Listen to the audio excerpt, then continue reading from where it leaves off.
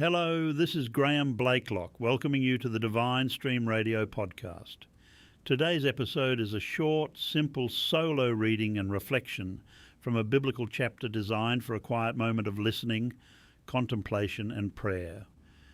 We'll linger on a single chapter in a way that is accessible for a 3-minute listen, inviting you to lean into God's presence as you go about your day. Scripture, Acts 26. Then Agrippa said to Paul, "You may speak for yourself." So Paul motioned with his hand and began his defense.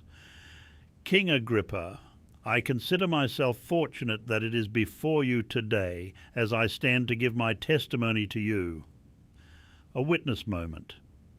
Sharing a powerful personal encounter with God can feel both risky and honourable, yet it opens space for grace. I was not disobedient to the heavenly vision.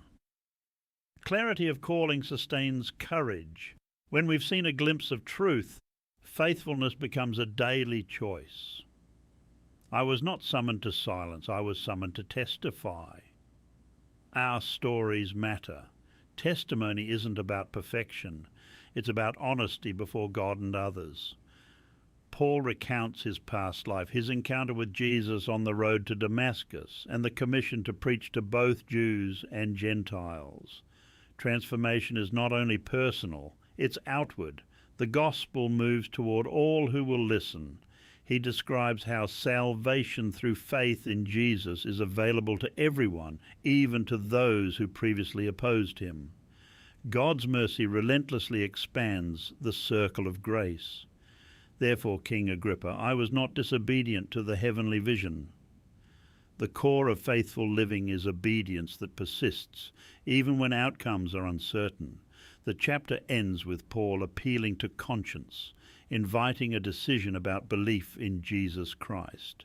Invitation remains the heartbeat of evangelism, a gentle call to respond to truth.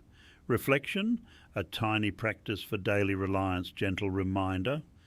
If you felt a call or truth you're hesitating to share, pause and pray for clarity, then act with kindness and honesty. Listening prayer.